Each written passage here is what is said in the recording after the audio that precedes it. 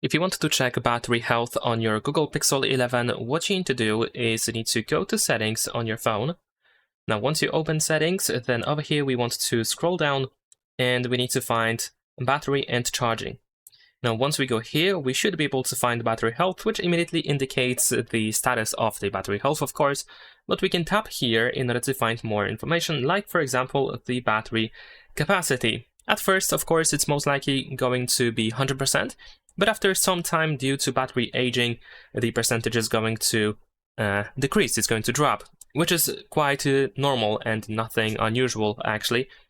And of course, you can do a couple of things in order to keep the battery in a healthy state for as long as possible, to make sure that the capacity is as big as possible for the longest time possible. Like, for example, you can use the charging optimization and probably some other settings, or make some changes in the battery settings in general. And that's pretty much it. Leave a like and subscribe.